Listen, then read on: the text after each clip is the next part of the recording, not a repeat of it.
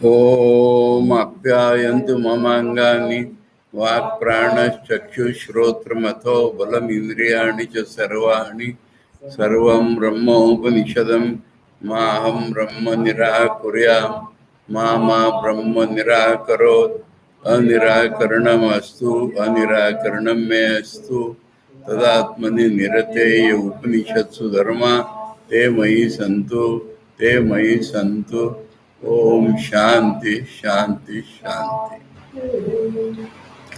छांदोग्य उपनिषद के चतुर्थ अध्याय का चतुर्थ खंड कल हम लोगों ने पढ़ना शुरू किया था। पहले 3 खंड में वो जानश्रुति और बाकी ऋषियों की कथा थी और उसमें आकाश और प्राण ये दोनों संवर्ग होने के नाते ब्रह्म के प्रति के रूप में उपासना की जा सकती है और उसे फल इत्यादि बताया था।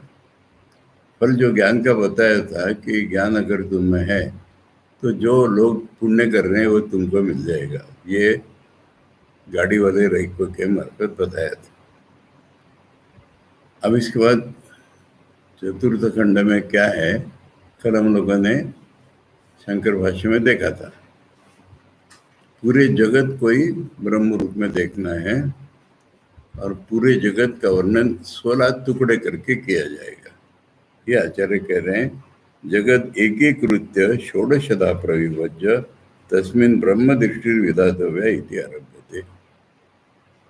जगत को एक बना करके फिर 16 बनाओ। एक बना करके मैंने वायु इत्यादि सब समेट के एक कर लो। एक को 16 भागों में समझने के लिए, जगत एग्जॉस्ट करने के लिए भाग बनाते हैं, तो पूरा जगत बोलने के लिए 16 भाग करके, ये मतलब है इसका। 16 भाग का मतलब है कि एग्जॉस्ट करने के लिए किसी चीज को हम उसके भाग बना करके बोलते ये भी ये भी ये भी ये भी। तो इस तरह से 16 भागों में बांट करके जगत को ब्रह्म रूप में बताना है, अर्थात ब्रह्म का सर्वव्यापित्व बताना है। और इसके लिए कहानी जो है, तो आचार्य ने कह दिया कि श्रद्धा और तपस्या ये साधना के अंग हैं, ये इस कहानी से बताया जाएगा। और हमने कहानी देखी, शुरुआत की हमने कि सत्य कामो हो जावालो जवालाम मातरम आमंत्रया चक्रे ब्रह्मचर्यम भवति विचक्षामि किम गोत्रोनु अहमस्मि इति।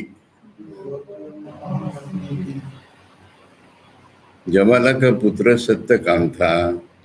उसने अपनी माँ जवाला को पुकार करके कहा कि मैं ब्रह्मचारी होकर के रहना चाहता हूँ, तो मैं किस गोत्र का हूँ माँ?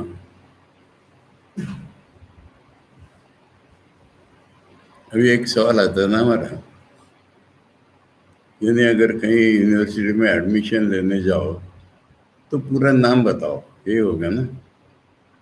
पर यहाँ पूरा नाम नहीं है, गोत्र की बात चल रही है। उसको अपना नाम पता है सत्यकाम, परंतु हम आगे चलकर देखेंगे, मैंने पूछने वाले ने नाम भी नहीं पूछा, उसका गोत्र पूछा है कि इसका क्या मत, तो ये भी सोचना पड़ेगा। समझ में आ रहा है?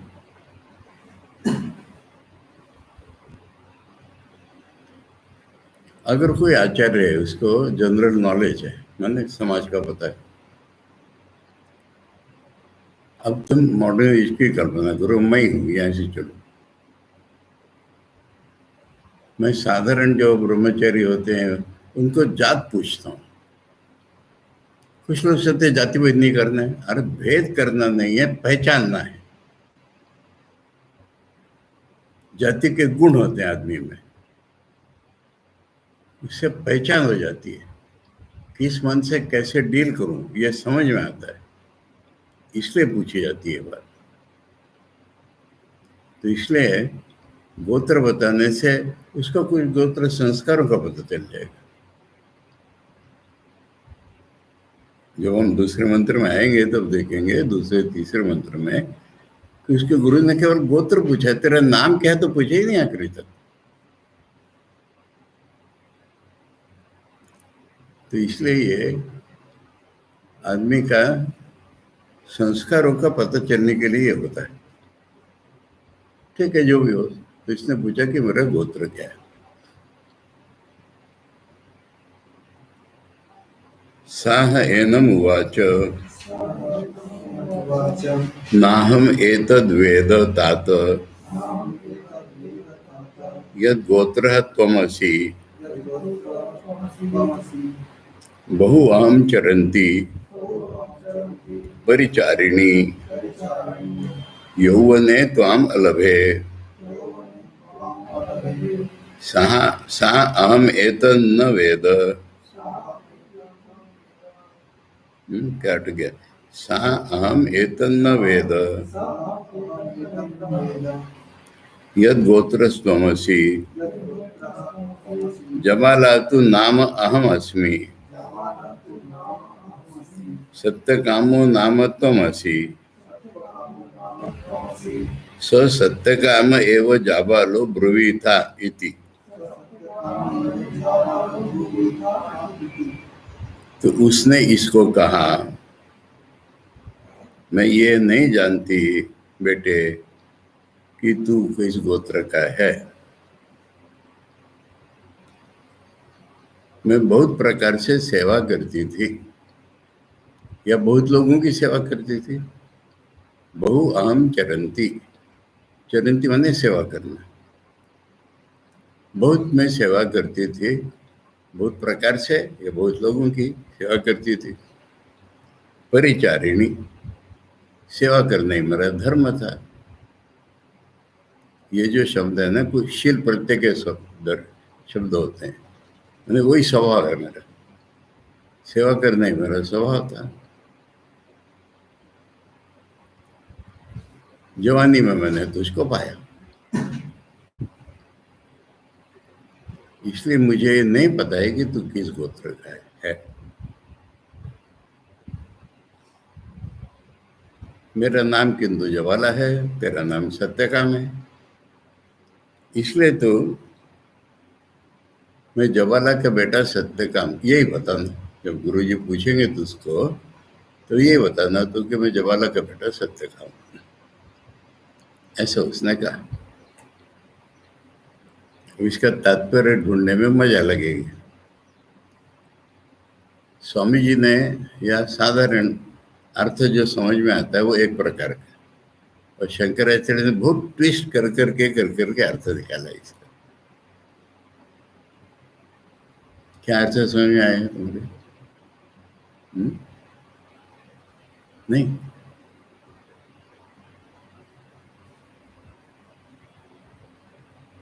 क्या अर्थ समझ में आया लोकेश? कृष्ण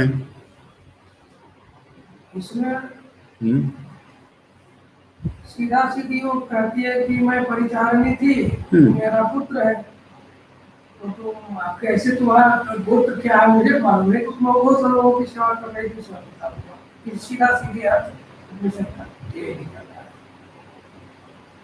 लेकिन जब शंकराचार्य इसको कहते हैं कि इसमें एक बात तो ये हो गई कि गोत्र में ये भी होता है, ब्राह्मण क्षेत्रीय, ब्राह्मण क्षेत्रीय वैश्य शूद्रों के गोत्र अलग अलग होते हैं। तो ब्राह्मण की मुझे नहीं पता, किस गोत्र का मुझे नहीं पता। नहीं, प्लेन सिंपल ऐसा नहीं लग रहा है। चित्र तो मेरे मन में तो एक सिंगल मदर का आ रहा है। मैंने उसकी शादी हुई थी कि नहीं इसका भी नहीं पता चलता। हाँ, है ना, परिचारिणी।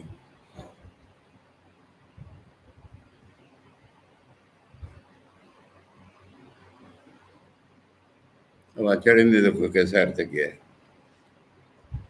एवं पृष्ठा, जब जवाला से ऐसा पूछा, जवाला सा है एनम पुत्रम उवाच नाहम एतत् तव गोत्रम वेद। मैं तेरा गोत्र नहीं जानती है तात, यद गोत्रस्तमसि कस्मात् न वेत्सि इति उक्तः। मैंने इमेजिन कर लो स्टेप बीच में कि बेटे ने पूछा क्यों नहीं जानती, तो उसने कहा बहु भर्तृगृहे परिचर्या जातम आतिथ्य अभ्यागतादि चरंती अहम। बहु मने बहु का अर्थ बता रहे, पति के घर में मैं सेवा करती थी अतिथि अभ्यागतों की। अहम परिचारिणी, परिचरंती इति परिचरणशील ही हुआ, शील बोलते हैं ना, कि मेरा काम तो इतना ही था, सेवा करना। पति के घर में मैं बहुत सब अतिथि अभ्यागतों की सेवा करती थी, मेरा काम ही था सेवा करना, मेरा धर्म ही है सेवा करना। परिचरण चित्ततया गोत्रादि स्मरणे मम मनो नाभूत। ऐसा मेरा स्वभाव होने के कारण सेवा करने में लगी रहती थी मैं। तो किस गोत्र के ये जानने की स्मरण का है, इसमें जान करके भूल जाना भी होता है, पर ऐसा नहीं अर्थ होता है, पूछने के अर्थ होता है कि कौन से गोत्र के पूछने का मुझे टाइम ही नहीं मिला कभी।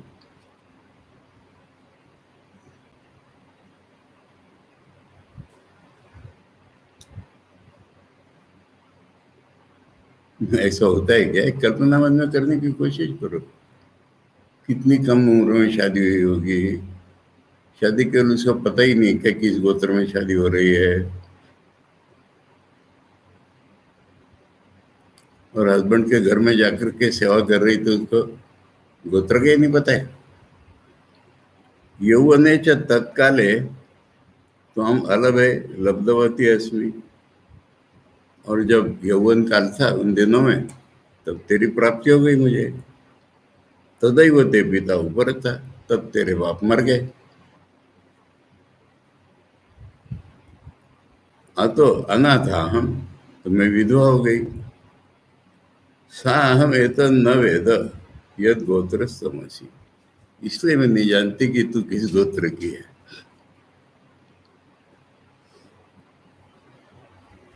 अब ये तो कोई डैमेजिंग ट्रुथ भी नहीं मालूम होता है ना।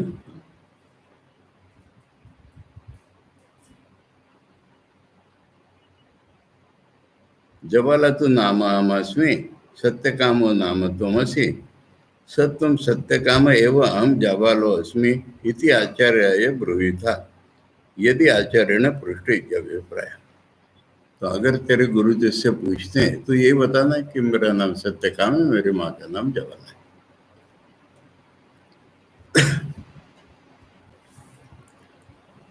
सह हारिद्रुमतम गौतमम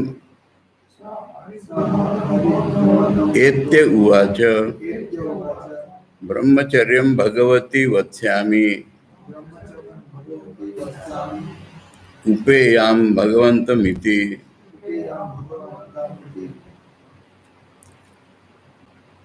तो हरिद्रुमत का बेटा हरिद्रुमत कुल से गौतम कुल का, इस नाम के आचार्य के पास हो गया और उनसे कहा कि मैं भगवान, मैं ब्रह्मचारी होकर रहना चाहता हूँ, आपके पास आया हूँ। भगवान शब्द दो बार प्रयोग किया है। आपके पास मैंने भगवान के पास, भगवान के पास मैं रहना चाहता हूँ, आप भगवान के पास में आया हूँ। सह सत्य कामो हरिद्रुमतम, हरिद्रुमतो अपत्यम हरिद्रुमतम गौतमम गोत्रता एत्य गत्वा उवाच ब्रह्मचर्यं भगवती पूजावती त्वयि वत्स्यामि अत उपेयाम उपगच्छेयम शिष्यतया भगवंतम। आपके पास आया हूँ मैं शिष्य रूप में, आपके पास आया हूँ मैंने शिष्य रूप में, स्टूडेंट पढ़ने के लिए। इति उक्तवन्तं तम ह उवाच किं गोत्रो नु सौम्य असि इति। सः उवाच न अहम एतद् वेद भो यद् गोत्रो अहम अस्मि अपृच्छं मातरं सा मा प्रति अब्रवीत् बहुवाहं चरन्ति परिचारिणी यौवने त्वाम् अलभे साहम एतन्न वेद यद् गोत्रा त्वमसि जबाला तु नाम अहमस्मि सत्यकामो नाम त्वमसि इति सो हम सत्यकामो जाबालो अस्मि भो इति। तो माँ ने कहा हुआ जैसा कि वैसा उसने पूरा रिपीट कर दिया। तो उसने गुरुजी ने उसको पूछा सौम्य, सौम्य शब्द का क्या अर्थ है? हाँ, प्यारे, यानी गुरुजी पहले से उसको प्यारे कह के पुकारा। पढ़ने आया है ना, प्यारे, अभी तो किस गोत्र का है बता? यहाँ नाम नहीं पूछा है ना। उसने कहा कि मैं नहीं जानता मैं किस गोत्र का हूँ। माँ से मैंने पूछा था तो उसने मुझे ये जवाब दिया था, वो रिपीट किया पूरा उसने, कि मैं बहुत प्रकार से सेवा करती थी, सेवा करना ही मेरा धर्म था, यौवन में मुझे तू प्राप्त हुआ, तो मैं नहीं जानती तू किस गोत्र का है। मेरा नाम जबाला है, तेरा नाम सत्यकाम है, तो तू जवाला का बेटा सत्यकाम यही है तू। नहीं, वहाँ पर वो फर्स्ट पर्सन डाल के बोल रहा है, मेरा नाम जवाला है, तेरा नाम सत्यकाम है, तो हे भगवान मैं सत्यकाम हूँ, जवाला का बेटा। गुरुजी, ये उसने बोला। तम हुआ च गौतम, गौतम ने उसको पूछा कि मैंने गुरुजी ने किम गोत्र न सौम्य सी थी, इस गोत्र का है फिर सौम्य। यहाँ आचार्य कह रहे देखो, विज्ञात कुल गोत्रा शिष्य उपनेतव्य इति पृष्ठ। एक और जोड़ा है उन्होंने, कुल भी जोड़ा है। कुल और गोत्र जान करके शिष्य को उपनयन कराना चाहिए, इसलिए पूछा। फिर तो इसमें तो संस्कारों का ज्ञान ही आता है, देखो ऐसा पूछने पर। कुल और गोत्र पूछ करके, अब फॉर्मल नियम देखो तो स्कूल में एडमिशन वक्त सरनेम लिखना पड़ता है, वो तो एक आदमी को आइडेंटिफाई करने के लिए दुनिया में। परंतु यहाँ आचार्य कह रहे कि कुल और गोत्र जान करके ही शिष्य को सिखाना चाहिए, इसलिए पूछा। प्रत्याह सत्यकाम, सत्यकाम ने जवाब दिया। सह उवाच, उसने कहा ना हम तद्वेद भो यद गोत्र अहम अस्मि किंतु अपृच्छम पृष्ठवान अस्मि मात्र। नहीं मालूम है, मैंने माँ से पूछा था। अच्छा, तब तक उसने पूछा भी नहीं था। सिंगल मदर सन्नी तो दिख रहा ना, वो माँ का बेटा माँ के पास रहता है। अब पढ़ने को अल्पायु में जाते थे, पर थोड़ा तो बड़ा हुआ ही होगा, तब तक उसने नहीं पूछा है किस गोत्र का हूँ क्या हूँ। पढ़ने जाएगा तो उसके नियम मालूम है कि वहाँ पूछेंगे, इसलिए पूछा है। तो कह रहे कि मैं माँ से पूछा था, सा मया पृष्ठा माम प्रति अब्रवीन माता। तो माँ ने ये जवाब दिया, वो पूरा रिपीट किया, यद बहुवम चरंती इत्यादि पूर्व। आचार्य ने फिर से भाष्य नहीं किया उसका।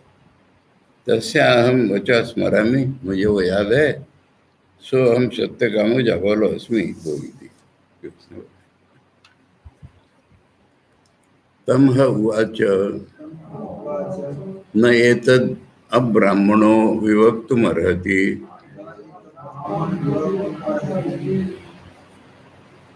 समिधं सौम्य आहर उपत्वा निश्चे न सत्याद अगा इति तम उपनीय कृशानाम अबलानाम चतुष्शता गा निराकृत्य उवाच इमा सौम्य अनुसंव्रज इति ता अभिप्रत्यापयन् उवाच न असहस्रेण आवर्तेय इति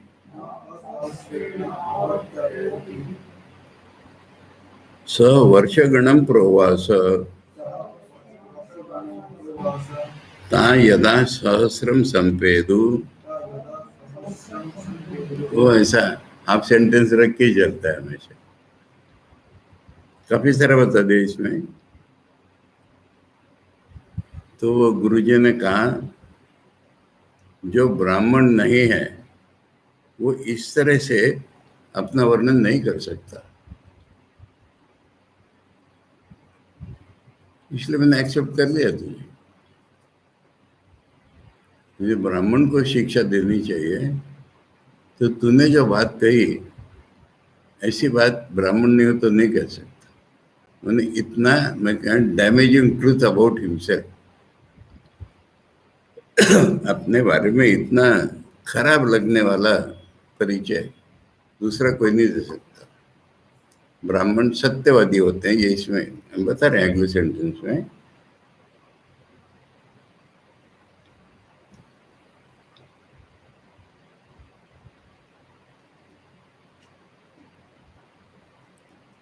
तो संविदा ले आ, मेरा उपनयन कर दूंगा मैं। ये सिंबॉलिक होता था ना, संविदा लेके नहीं गया था, जंगल से ले आ लकड़ी, फिर होम करके उसका उपनयन करेंगे, गायत्री सिखाएंगे, नियम बताएंगे, ये सब इसमें इंक्लूड करो, ये इंपॉर्टेंट चीज है। तो उसको गायत्री सिखाएंगे, सारे नियम बताएंगे, कुछ पूजा विधि इत्यादि भी सिखाएंगे, क्योंकि कहानी में आगे वो आएगा, ध्यान इत्यादि को सिखा देंगे। तो जा गायत्री ये संविदा ले आ, मैं तेरा उपनयन कर देता हूँ, क्योंकि तूने सत्य नहीं छोड़ा। न सत्याद अदगा, न सत्याद अगा, सत्य से दूर नहीं हटा तू, इसलिए। तो उसका उपनयन किया फिर उन्होंने, और दुबली पतली 400 गाय गौशाला से अलग कर ली। मैंने आचार्य लोगों के आश्रमों में प्रचुर गाय होती थी, गाय ही संपत्ति मानी जाती थी, और ब्रह्मचर्य रहेंगे उनके लिए जरूरत भी है, वो कोई दूध बेचने नहीं आते थे आचार्य। तो उनके गौशाला में जो दुबली पतली हो गई थी, ऐसी 400 गाय उन्हें छाट ली, अलग कर ली, और उससे कहा अरे इनके साथ तू जंगल में चला जा।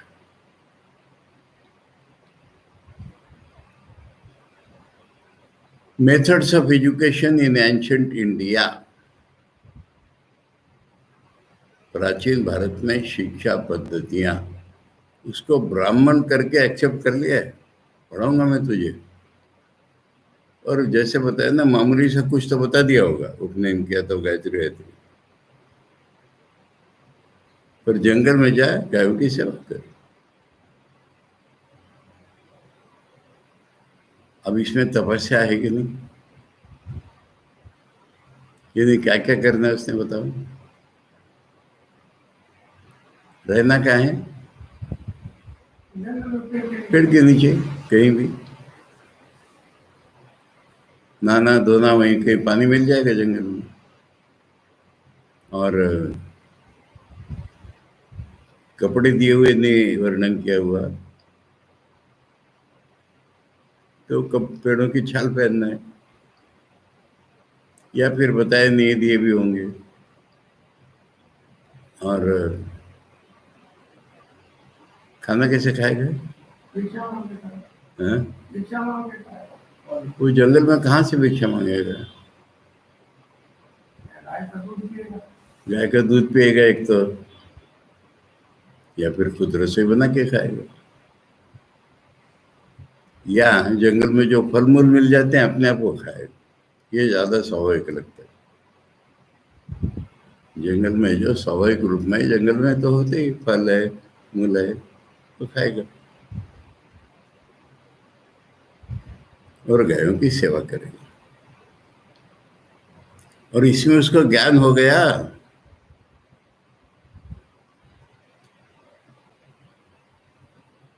इसलिए हम इस छंदोग्य में ये चीज विशेष देख रहे हैं। मैं बार बार बोल रहा हूँ कि वेदांत कोई एक फिलोसफी नहीं है, it's a way of life, practical है।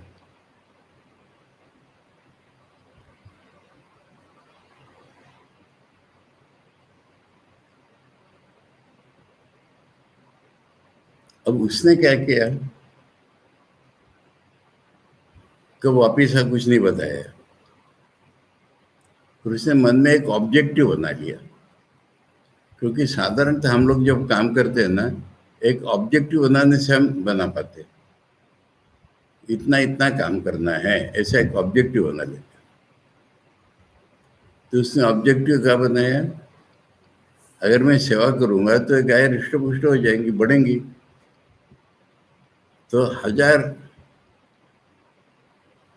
जब तक नहीं होती तब तक मैं वापस नहीं आऊंगा। ये उसने अपना खुद एक ऑब्जेक्टिव बना लिया। गुरु ने नहीं बोला 1000 होंगी तब बुलाना, नहीं बोला है। ये 400 गाय जंगल में जा सेवा करेंगे।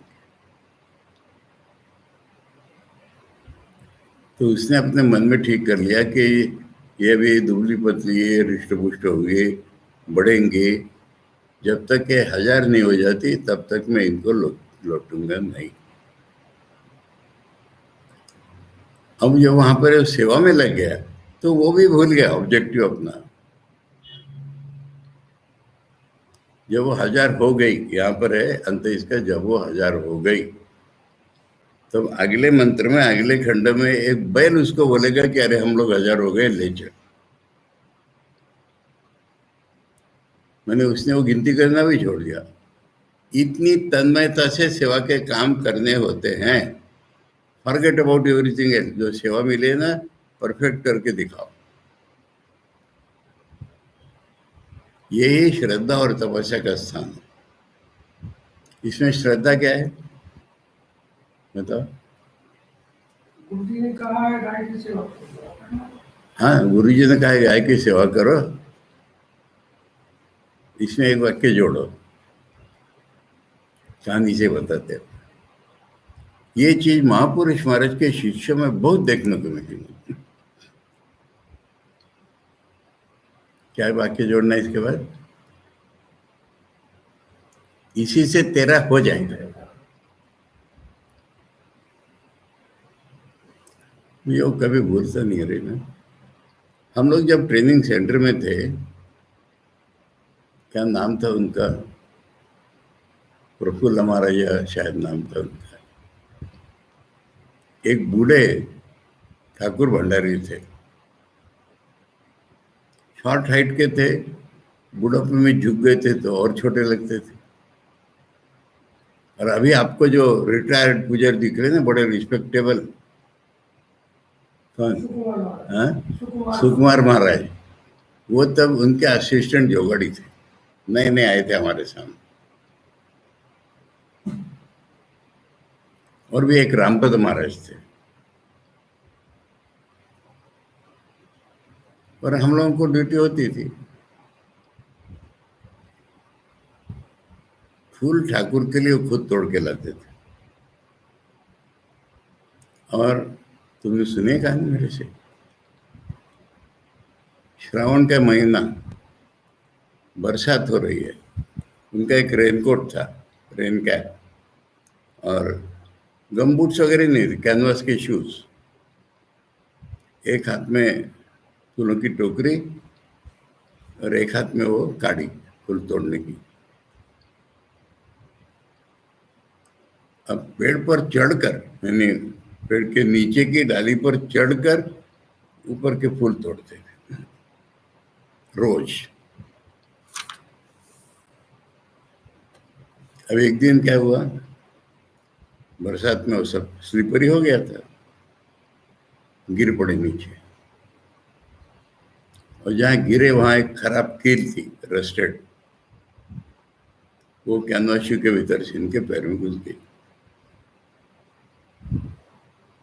अब जैसे तैसे कमरे में लौटे, डॉक्टर को बुलाया,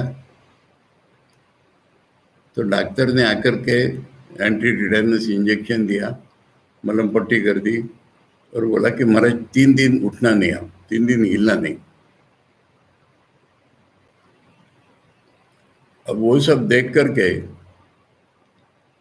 जनरल सेक्रेटरी थे गंभीरानंद जी, और मठ के मैनेजर भरत महाराज, अभयानंद जी, ये दोनों उनके कमरे में आए कि महाराज अब बूढ़े हो गए हैं ना, और आपने सिखा दिया, वो सब लोग करते हैं, अब आप छोड़ दीजिए, मैंने रिटायर हो जाएगी। उन्होंने कुछ जवाब नहीं दिया, 3 दिन बेड पे पड़े रहे, डॉक्टर पट्टी बांध जाता था, रोज देख जाता था। चौथे दिन वही raincoat, rain cap, canvas shoes, वही टोकरी, वही छड़ी, चले जाएंगे। भरत महाराज, गंभीर महाराज देख रहे हैं दोनों तरफ से, कोई बोल नहीं पा रहे। और अब जब लौटे या रास्ते में, हम लोगों ने, मैंने ब्रह्मचारियों ने पकड़ा उनको कि महाराज बड़े बड़े लोग आपके पास आए थे ना, उन्होंने मना कर दिया था ना, क्यों उठे? तो उन्होंने कहा कि वो तो डॉक्टर नहीं थे ना, बड़े नरम शब्दों में बोला, वो तो डॉक्टर नहीं थे ना। डॉक्टर ने बोला 3 दिन नहीं हिलना, मैं नहीं हिलाना, ये उनका जवाब। मेरे से रहा नहीं गया, मैंने पकड़ा, महाराज डॉक्टर नहीं थे माना, पर बूढ़े तो हो गए ना। तब उन्होंने मुझसे जो कहा, बोले तेरे गुरुजी आंखें तो है ही नहीं, क्लास क्यों करते हैं, रोज क्यों क्लास करते हैं? उसमें कुछ किंचित एक गलती मिलेगी पर छोड़ दो उसको, बताऊंगा मैं। महापुरुष जी ने कहा था रोज क्लास किया कर, इसलिए करते हैं ना। गलती में इसलिए करो, इससे तेरा हो जाएगा, उसमें नहीं था, जो भी कुछ हो। मुझे महापुरुष जी ने कहा था तो ठाकुर की सेवा कर, इसी से तेरा हो जाएगा, इसलिए मैं करता हूँ। अब सभी लोग सुन लो, छोड़ो, मेरे से ज्यादा बात मत कर। ये जनरल सेक्रेटरी, ये फलाने गुरु ने जो बोला है, ब्रह्म के गुरु ने बोला है, और वो मेरा जीवन है।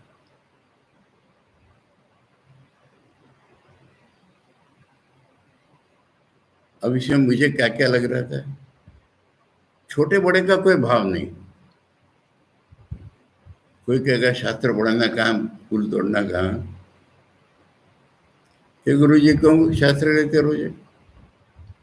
महापुरुष जी ने कहा था लिया करना रोज एक शास्त्र का क्लास, इसलिए लेते। मुझसे उन्होंने ये कहा था। उसके बाद भी कई सालों के बाद जब मैं बेलूर मठ में गया तो आरोग्य भवन में थे,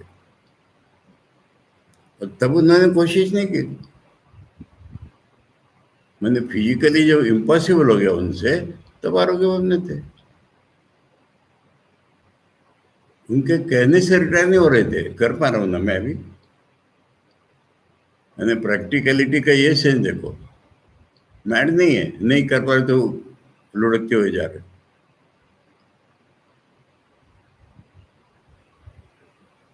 मैंने तो जब भी उनसे बातें की थी, बातें तो क्या रिस्पेक्टफुली प्रणाम वगैरह किया होगा।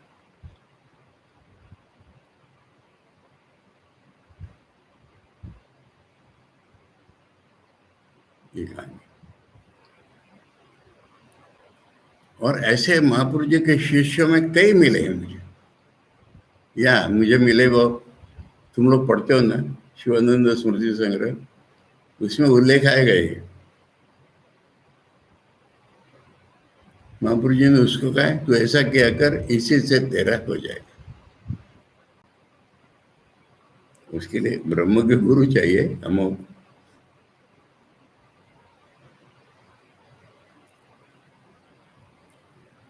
अब ये हो जाएगा ना, ये श्रद्धा का भाग है।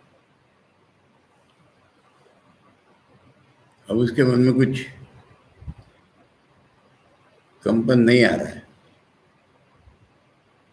और फिर तपस्या भी है उसमें, तपस्या तो ही, पर कितना free system of education.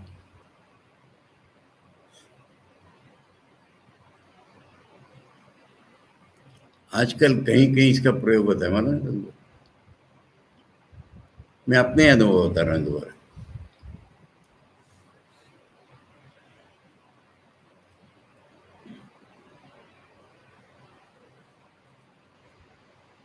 Amritsar में, मैं याद करने की कोशिश कर रहा था, मैं 10 साल जब चंडीगढ़ में था,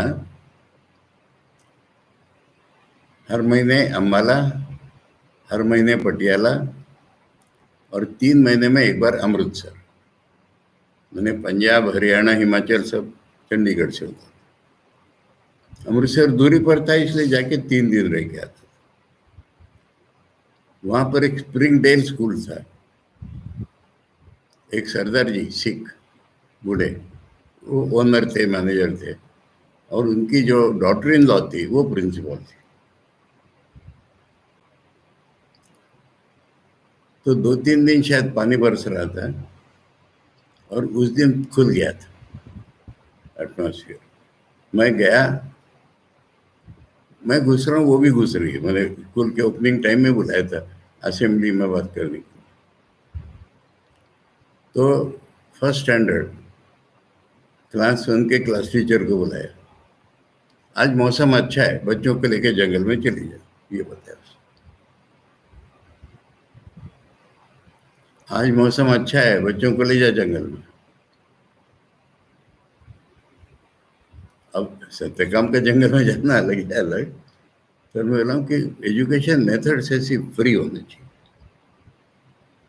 खाली क्लास में बैठ के पढ़ाना नहीं होता है। खैर, ऐसी कई चीजें हमको सीखने को मिलती है उपनिषद से। इसको लाइटली स्टोरी के रूप में नहीं लेना है। तो ये श्रद्धा और ये तपस्या। अभी हमने आचार्य भाष्य पढ़ना है इसका, 5वें मंत्र का। तम उवाच गौतमो, अरे मैं भाष्य पढ़ रहा हूँ। नैतद वचो अब्राह्मणो विशेषेण वक्तुम अर्हति। ये जो ब्राह्मण नहीं है वो ऐसी बात नहीं करता। आर्जवार्थ संयुक्तम, इतनी सीधी सीधी बात ब्राह्मण नहीं करता, अब ब्राह्मण नहीं करता। आर्जवार्थ माने जिसका अर्थ बड़ा सरल है, सीधी सीधी बात जैसे हम कहते हैं, इतनी सीधी सीधी बात ब्राह्मण ने होने से नहीं करता।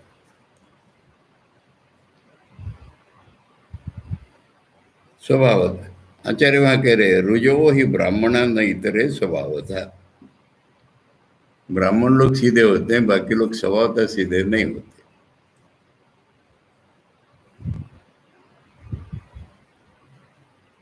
यस्मान् न सत्यात् ब्राह्मण जाति धर्मात् अगा न अपेतवान असी। सत्य जो ब्राह्मण जाति का धर्म है उससे तू हटा नहीं।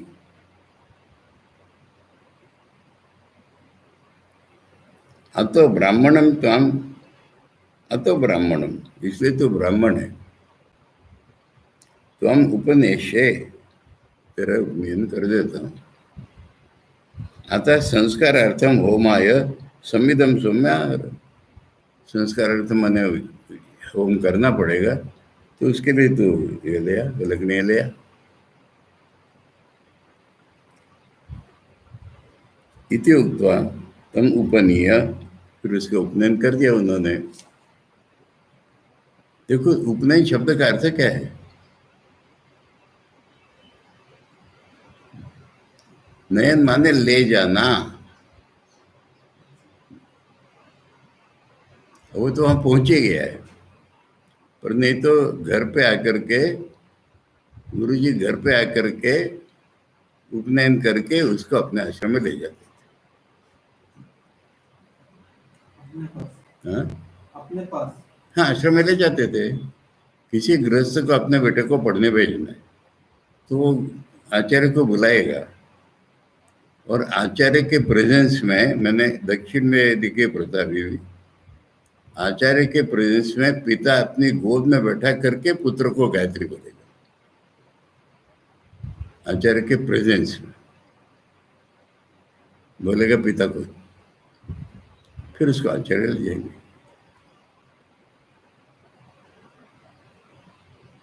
देखो हमारा जो स्टूडेंट्स होम है ना, Ramakrishna Mission Students Home Chennai, वहाँ पर अनाथ बच्चे, गरीब के बच्चे पढ़ने आते हैं। तो पुराने जमाने में वहाँ लोगों ने एंडाउमेंट की हुई है, ये लोग पैसे मांग के भी लाते थे, रामानुजाचार्य वगैरह, कि ब्राह्मण बेटे के उपनयन कराने के लिए ये पैसे सालों साल। अब वो अनाथ बच्चे हैं, तो फिर हमारे स्टाफ मेंबर में कोई उसके बाप बन जाएंगे, और भिक्षुक ब्राह्मण दो चार बुला लिए, दो चार महीने ऋग्वेदी यजुर्वेदी अलग अलग बुला लिए जाते, और ये संस्कार होता है। अब कहानी आगे बढ़ाने से टाइम बहुत चल जाता है।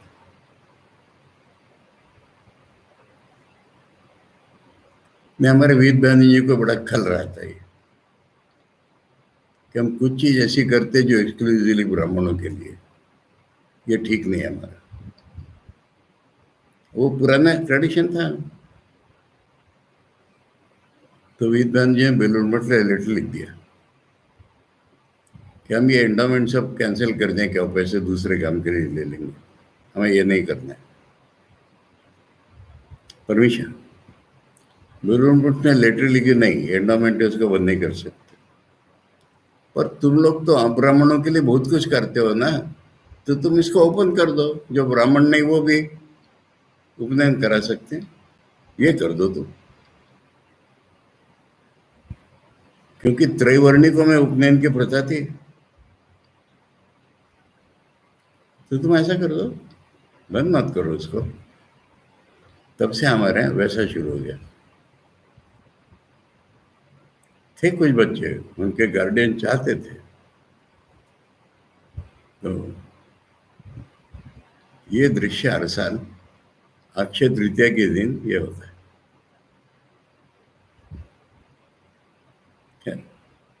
तो इसलिए कहा कि वो उपनयन करते हैं, समझ लिया। इति उक्त्वा तम उपनीय, उपनयन करके, उन्हें उपनयन करके मैं समझ लेना चाहिए, मैं कह रहा हूँ गायत्री मंत्र सिखाना, कुछ नियम बता देना, क्योंकि खाली गाय नहीं चल रही उसमें, हमें पता चलेगा रास्ते में। पुरुषानाम अबलानाम गो यूथात निराकृत्य, मैंने गायों का जो गौशाला थी उसमें से छाट के निकाल लिया पुरुष्य। चतुशतार चत्वारि शतानि गवाम उवाच इमा गा सौम्य अनुसंव्रज अनुगच्छ, ये 400 गायों को फॉलो कर। जंगल में जाए, ऐसा भी शब्द नहीं है, ये 400 गायों को फॉलो कर, जंगल में ले जाओ। जंगल में रोज चराने के लिए लो जाते थे, इनको ले जाओ। पर कहानी से आगे पता चल रहा है रोज चाराकरी को वापिस नहीं लाना है। इति उक्ता ता अरण्यम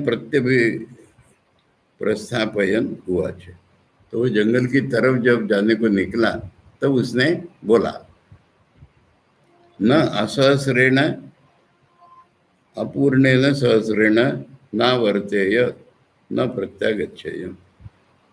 जब तक पूरे 1000 नहीं हो जाते मैं वापिस नहीं आऊंगा। स एवं मुक्त्वा गा अरण्यम तृणोदक बहुलम, मैंने जिस जंगल में काफी घास है, काफी पानी है, ऐसे जंगल में ले गया वो, द्वंद्व रहितम, और वहां अक्षर भी नहीं है, ऐसे जंगल में ले गया वो। प्रवेश जंगल में घुस गया वो।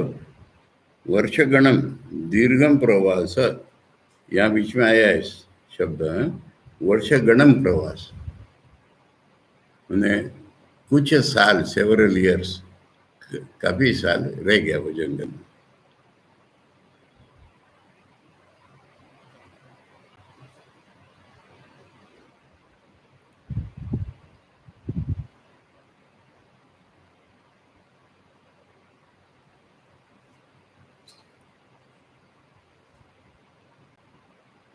प्रवास पुरुषितवान, ये बंगाल से बाहर जो बंगाली रहते ना, इनको बोलते प्रवासी बंगाली। ये प्रवासी मैंने प्रवास थोड़ी कर रहे हो, प्रवास, घर से दूर रहे ना, ये प्रवास शब्द का।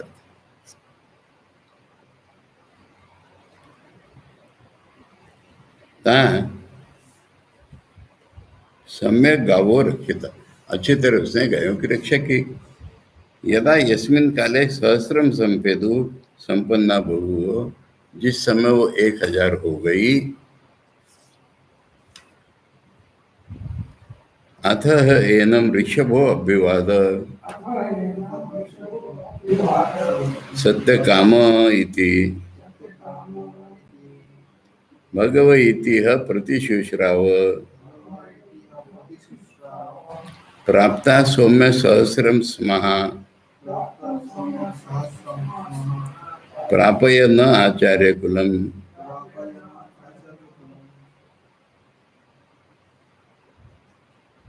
अथवा ने नेक्स्ट इवेंट, एक बैल ने उसको कहा, हे सत्यकाम,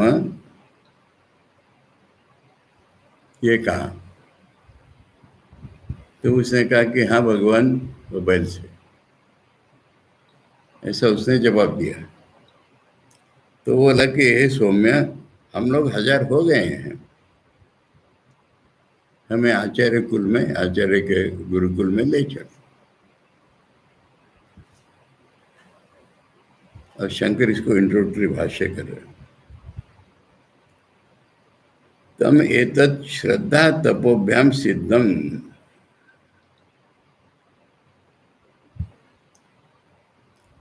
देखो कल मुझे किसी ने ऐसी बातचीत में कहा था, वो तो परफेक्ट सिद्ध थे ना। सिद्ध शब्द का अर्थ क्या लेना है हमें? सिद्ध शब्द का अर्थ ब्रह्म के नहीं लेना है, relatively perfect in that field. तो ये श्रद्धा और तपस्या द्वारा जो परफेक्ट हो गया था वो सत्य का। अब आचार्य वायु देवता है, वायु देवता किसको कहते हैं? वायु देवता की बात कई जगह आ गई है ना। अरे प्राण, हिरण्यगर्भ, उसको वायु देवता कहते हैं ना। त्वमेव ब्रह्मा प्रत्यक्षम ब्रह्मासि त्वमेव प्रत्यक्षम ब्रह्मोदिष्यामि, है ना वायु के बारे में।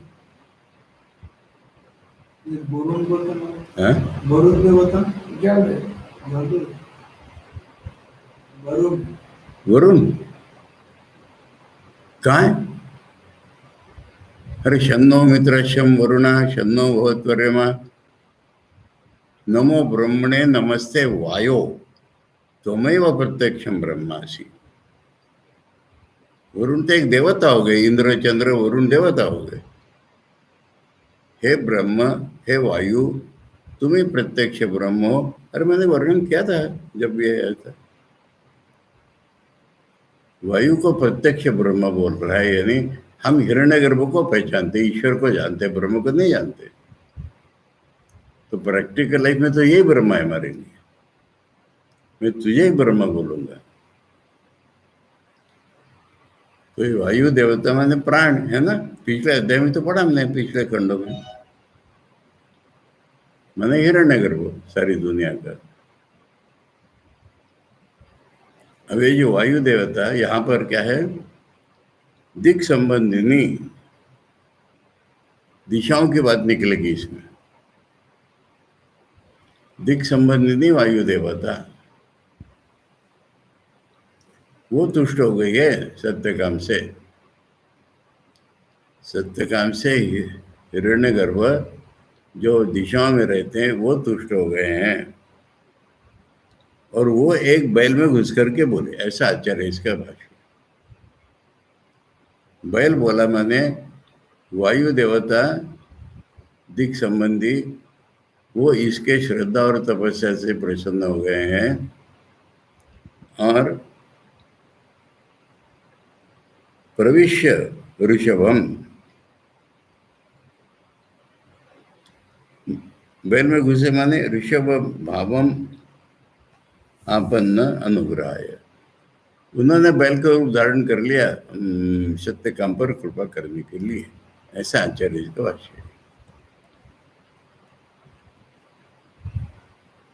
अथ एनम ऋषभो अभिवाद अभ्युपक्तवान सत्य काम इति संबोध्य तम असो सत्य काम भगव इति प्रतिशुश्राव प्रतिवचनम ददौ प्राप्ता सौम्य सहस्रम स्मा पूर्णातव प्रतिज्ञा अतः प्रापय नो अस्मान आचार्य कुल। इसलिए कहा कि वो भूल गया, उसने ख्याल नहीं रखा हजारों हजार का। और वो बैल बोला कि तूने जो प्रतिज्ञा की थी ना वो पूरा हो गया। अभी बैल को कैसे पता है? वायु देवता को पता है, हिरण्यगर्भ को। तो उसने एक बैल के रूप में आके कहा उससे।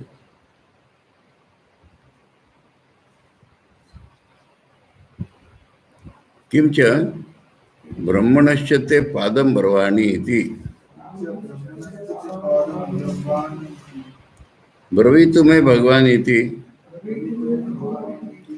तस्मै ह उवाच प्राचीदिक कला प्राचीदिक कला, ये है दिशाओं से संबंध। प्रतीची दिक कला, दक्षिणा दिक कला, उदीची दिक कला, एष वै सौम्य चतुष्कला पादो ब्रह्मणा प्रकाशवान नाम। इसमें भूल नहीं होनी चाहिए सुनने क्या। पादों माने ब्रह्म का एक क्वार्टर बताऊंगा। पाद शब्द का अर्थ 1/4 होता है, चतुर्थांश, और उसके 4 भाग करके बता रहे, इसलिए 16 भाग बताए ना आचार्य ने शुरू में। तो वो बोला बैल, मैंने घर ले जा बोला, और ये भी बोला कि च है ना, और ये बोला कि मैं ब्रह्म का चतुर्थांश तुझे बताता हूँ। तो सत्य का बोला भगवान बताइए। तो उसने कहा कि पूर्व दिशा जो है ना, ये ब्रह्म का है, ब्रह्म की एक कला है, ये पाद नहीं है। 1/16 पार्ट को कला कहते हैं। चंद्रमा की 16 कला है, इसलिए किसी भी चीज का 1/16 पार्ट बताना हो तो कला कहते हैं। तो पूर्व दिशा एक कला है, पश्चिम दिशा एक कला है, दक्षिण दिशा एक कला है, उत्तर दिशा एक कला है। ये 4 कलाएं मिलकर के ब्रह्म का 1/4 है। चतुष्कला पादो ब्रह्मण,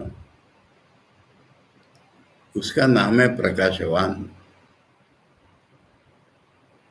ये बोला।